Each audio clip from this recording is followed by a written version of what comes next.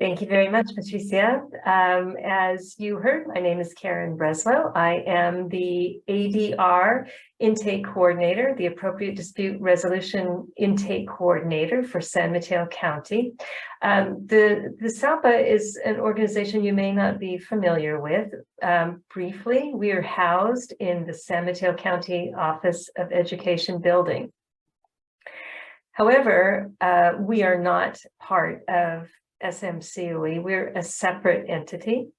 We are here to advise and not supervise districts and community agencies and families.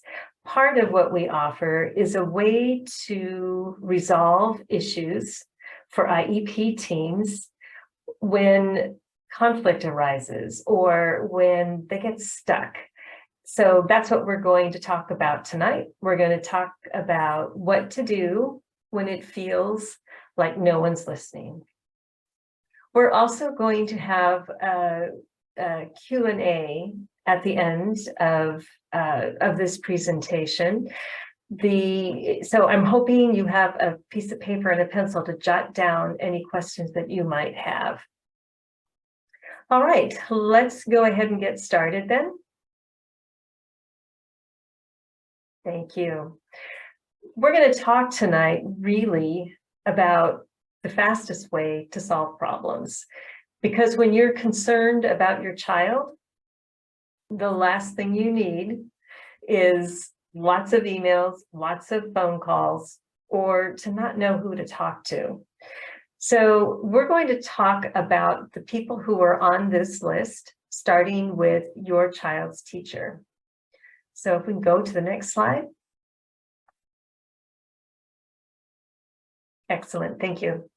So the fastest way really to get a problem solved is to start with your child's teacher.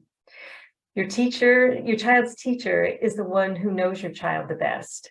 And your child's teacher can make some pretty immediate changes to what's happening in the classroom. So for that reason, we always recommend that you start with your child's teacher. Now, you can do this in a couple different ways. You can start with an email, which is not a bad idea because it gives you a record of what it is that you have asked your child's teacher. But you can also call. Again, I would make notes about your call.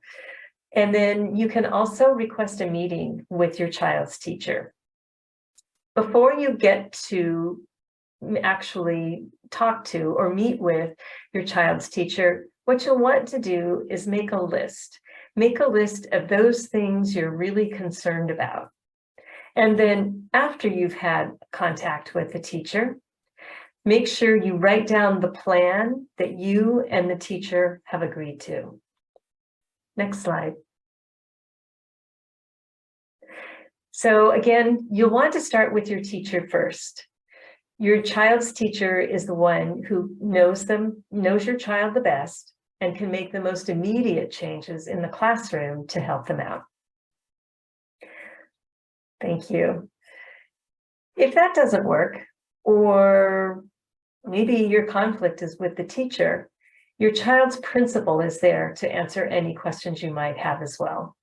And again, you can start with an email, a telephone call, or ask for a meeting in person or via Zoom. You're going to want to have that list of things you're concerned about, but also your notes from having spoken with your child's teacher. That way, you can bring the principal up to speed about what it is that you've talked about. And then, before you leave that conversation, you want to make sure that you write down the plan that you made with the principal, so that you have a record of that as well. The difference between calling your child's teacher and calling the principal is that your principal knows the school best. And so he or she can make changes to help support your child in the school, and they may also be aware of other resources that could be very helpful for your child.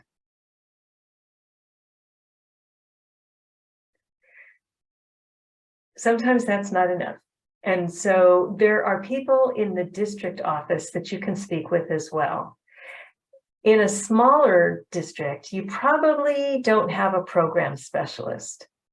If you're from a larger district, then you probably have several program specialists.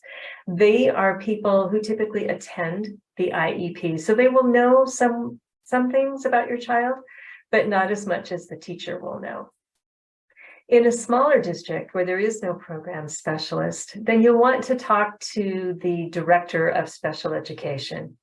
If you call the district office, they can move your phone call on to whoever the best person is to answer your question. Now, again, you'll have your list of concerns. You'll have a quick couple of notes to talk about what happened when you had contact with your child's teacher and their principal. This will save a lot of time because what's going to happen is the program specialist or the district special ed director is going to make a plan with you. You'll want to write that down again, just so you can make sure that everyone follows through with those things that they say that they're going to do.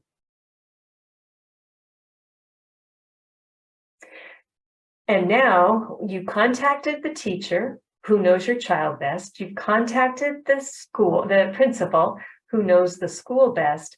Your special education administrator knows the district best, and they can work with your child's team to make sure that your child gets the support they need, or if there are changes that need to be made, they can help support your school team in getting your issues resolved.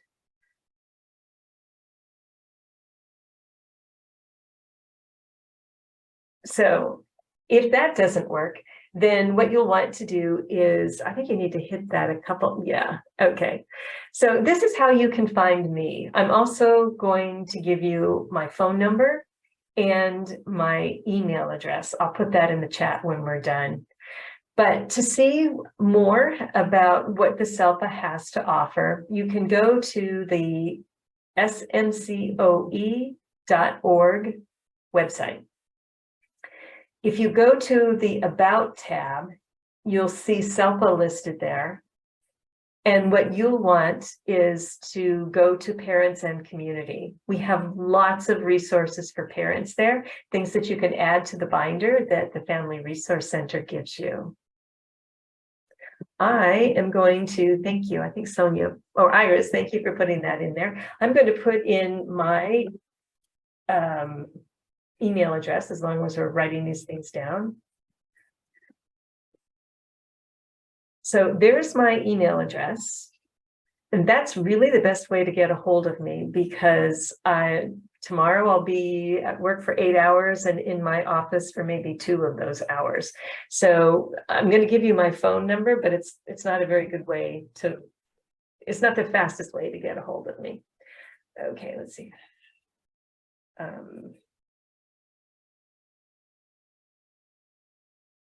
Okay, there we go. So now you know how to get a hold of me, but in the meantime, you can also look at our website and see if there's some resources that might be helpful there. One of the resources that you will find is this tip sheet on telephone and email conversations that you might have with anyone on your child's team. So we've already talked about making sure you have a piece of paper and a pen to write down notes about what happens in those conversations. You want to make sure that when you are contacting people, you're giving your name and your child's name. And in your own notes, you'll want to write down the date and the time, because people are making plans and we want to make sure that those plans get followed. If you have spent time writing down your concerns, then you'll be ready to state the reason why you're calling or while you're writing an email. Are you calling for information? Are you calling because you want an appointment? Are you calling because someone told you that they were the person to talk to? Or are you returning somebody's phone call? Those are important things to introduce yourself with.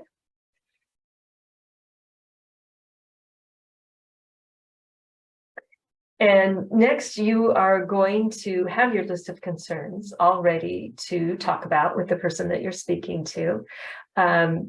There might be some information in your personal binder that people will ask you, things about, your doctor, about your case manager. It may be that one of the things that I know that teachers ask about a lot is the last time that your child had their vision and hearing screening. That gets done every year at the doctor's office, but it only gets done every 3 years at the schools. So you're going to want to make sure you have the most recent information, especially if there's a concern. Take some notes while you're having your conversation. And if you don't understand something, please don't hesitate to ask. One of the things that educators do, and I'm just as bad, is that we use a lot of acronyms. And so we start throwing things around like FAPE and SST and AP. Don't hesitate to stop someone and say, you mentioned an AP. What exactly is that? Yeah, because we do that a lot. We have a lot of alphabet soup. And then when you get to the end of your conversation, you will have made a plan with whoever the person is that you're speaking with. And you want to make sure that you have a time to call back to see how things are going. So if you talk to, I'm going to just use an example. If you talk to the teacher and the teacher thinks that maybe moving your child's desk closer to their desk might be helpful, ask the teacher, when should I call back to see if that really helped? Should I give it 2 weeks? Should I give it 3 weeks? Make sure that staff knows when to reach you. What are the best times to reach you, and what are the best phone numbers to use? Because we know you're very, very busy. You are running around with, in many cases, more than one child. And sometimes even more than one child on an IEP. So the more the people know your schedule, the easier it will be for them to get back to you. It may be that they'll want you to bring some information with you if you're going to meet with them again. Maybe it's that vision and hearing screening from the doctor. Maybe it's a report that you got from someone else who's been working with your child. So ask if there are things that you can bring to the meeting. You are the experts on your child. The educators have your child for about 8 hours a day, but you have them 7 days a week and all of the other hours. So it's extremely important that the team hears from you about what you're worried about what you think your child's strengths are, about any challenges in the family or the neighborhood that might be upsetting to your child or supporting your child while they're in school. It's always a good idea to send a little thank you note afterwards, whether it's just a really quick email. That's also a good time to say, thanks for speaking with me. Here's what I understand our next steps are, just to make sure. Let's go to the next one. All right. So when you're in the community, when you're talking to groups, parent support groups, when you're talking to advocates, there is a bit of confusion out there, because a lot of people, very well-meaning people, think that in order to resolve an issue with an IEP team, the best thing to do is to file a complaint with the California Department of Education, or to get a lawyer and to file for what's known as a due process hearing. Those options are available to you. If you don't know how to access those options, the school district actually has to help you figure that out. So they can be there to help you. The problem with those two procedures is that for a complaint, what happens is that there's an investigation. You file a piece of paper. It's a 1-page form that says, here's what I'm concerned about. Here's what I think the schools are not doing for my child or any other child. That gets kicked into a complaint unit where they have 45 days to get back to you. That's 2 school months. That's an awful long time. And it's even longer if you're going to do a due process hearing. That can be up to 60 days before you even see an administrative law judge. So those options are always open to you. The problem is they take so long. The one that takes 60 days, the other thing that I, as a parent, would have a problem with, quite frankly, is that once you go to due process, that means that a judge who doesn't know you, who doesn't know your child, and who doesn't know your child's school is going to make decisions for the team. Are there times when that's necessary? Absolutely. But the faster way and the more, the less adversarial way to handle these issues is to go through our ADR, our appropriate dispute resolution. And we have lots of different things that we can do to help. We like to be able to help you solve problems within 2 or 3 days, not 2 or 3 months. That's too much time for your child to wait until the grown-ups start playing nicely together again. So that's the reason why I'm so grateful to be here tonight to talk about our ADR program, because we, I think last year I worked with, I did about 330 different interventions, and most of those were issues that were resolved within 2 or 3 days. So when you use ADR, if you call me, if you email me, we'll work on the problem together, but you can still file a complaint and you can still file for due process. You can do it at the same time, quite frankly, too.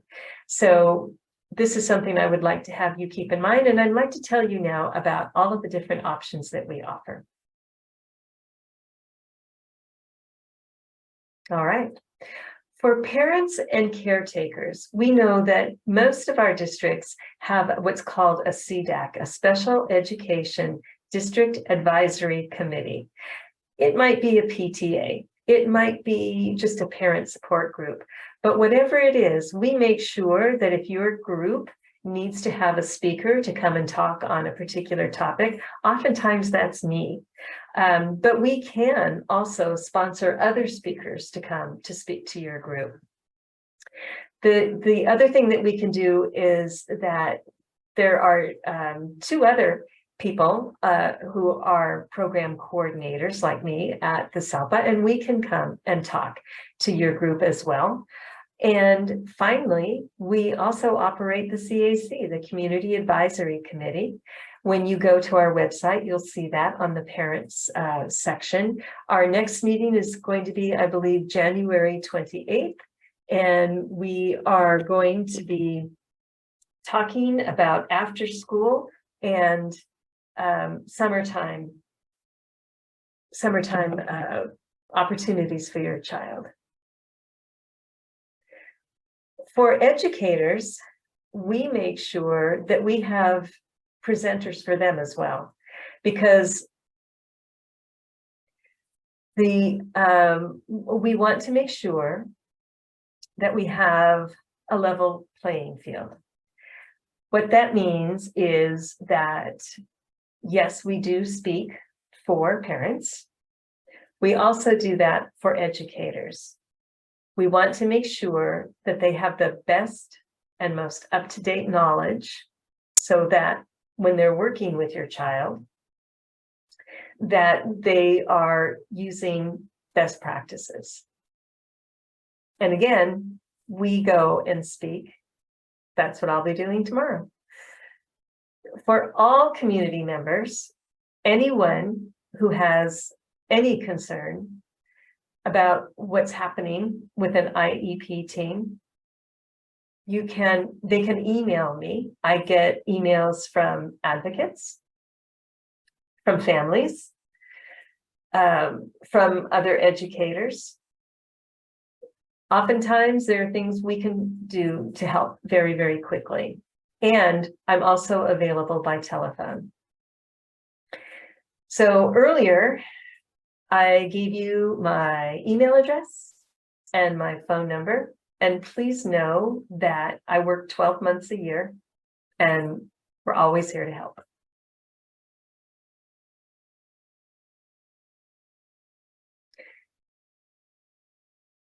When large teams are working together, it's not too unusual for there to be times when conflict arises.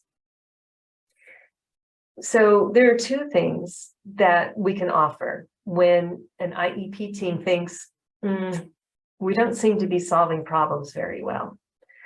The first of these is a facilitated meeting.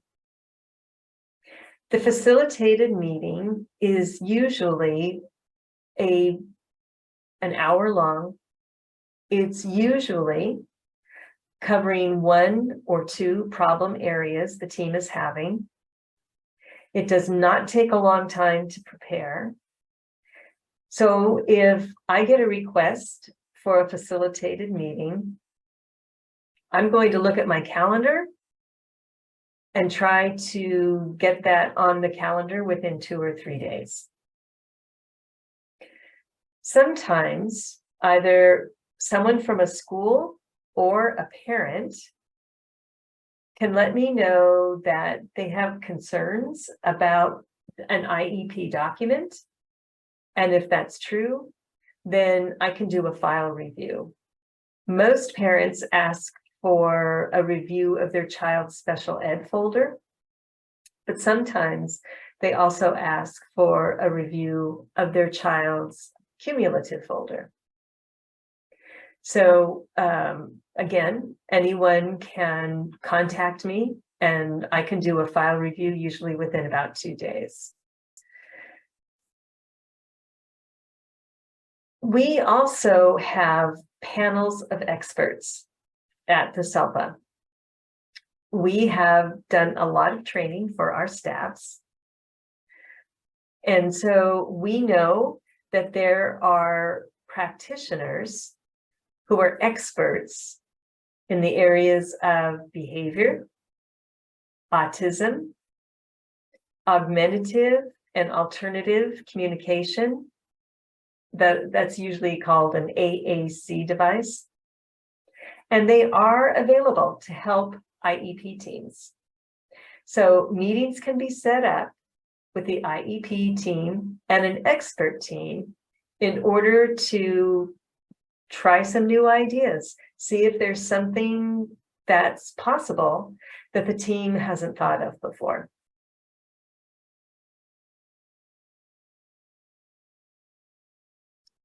There will be times when an IEP team reaches an impasse. They've gone through parts of the IEP, but when it comes to making decisions, they just get stuck. If that happens, then I am available as a neutral facilitator to prepare with you and prepare with someone from the schools. What I'm looking for in both of those interviews is what it is that you'd like to see happen at the end of the IEP meeting. My job is to figure out how to get us there. So I don't read your child's IEPs. I don't read your child's reports. My job is to listen to you and to listen to someone, a contact person from the school team, and then bring us all together with a set of problem-solving strategies. Using those strategies, we'll get to the desired outcomes. We talked about expert teams on the last slide. We also have a solutions panel. That is an opportunity for the IEP team to meet with a matching IEP team.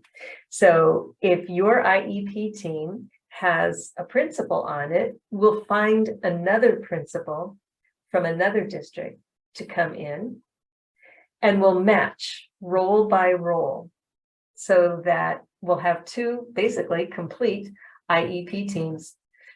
Your IEP team will talk about what you've done and so far, what they've done in the classroom so far. You will talk about what's happening with your family. Oh, and your child out in the community. And that solutions panel is there to make suggestions. Have you tried this? Have you tried that?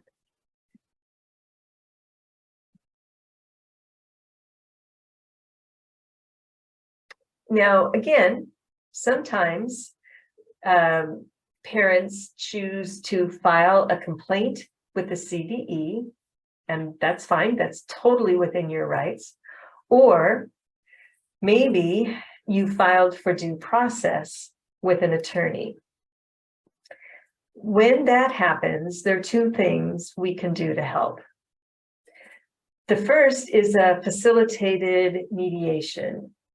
In our SELPA office, there are 4 people who can step in and offer you a facilitated mediation. We've been certified by the Strauss Institute, which is part of the Pepperdine University Law School. So we've all been certified to help mediate whatever the issues are. Usually that means that you and your representatives would be in one room and the district would be in the other. And the facilitator, the mediator, would go back and forth until an agreement is reached. That agreement is called a settlement agreement. The settlement agreement then gets written into the IEP. If you use that process and it works and you feel very happy with the results, then you can stop the due process hearing. We are going to get to this mediation much faster than the CDE, the California Department of Education. They usually send a mediator from Sacramento.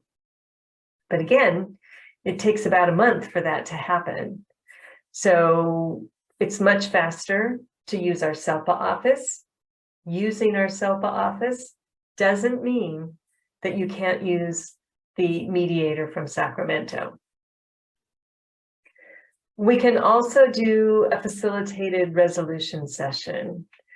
What that means is that I would read the due process complaint on both sides, then bring everyone together, and then suggest a resolution.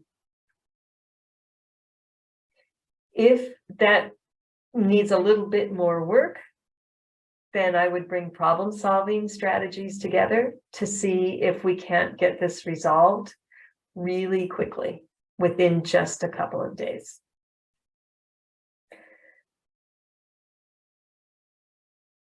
All right, so we have reached the end of our presentation, and we have time for questions. We are going to, I understand that this part will not be recorded because we just want to make sure that if a name should slip out or something that we don't want this recording to go out with any names on it. So we're going to at least pause the recording. Thank you so much for having the patience to go with us and try to also answer the questions that many parents have. And we are more than happy to please answer your questions if you have anything else that comes up to you maybe in the following days. Let me see if I can put some of the information in the chat so that you guys know how to contact us again. And definitely we'll see you soon. And we have definitely a lot of trainings coming up. So I invite you please to look at our website, follow us on Facebook, give us a call if you have questions. Email is definitely best to connect with the FRC team. And thank you so much for tonight. Tomorrow, Iris and myself, we will be distributing the PowerPoint presentation that Karen facilitated to tonight, and then additional, maybe another link or so from the resources we discussed tonight. Thank you. Have a good evening, everyone. Good night. Thank you. Good night.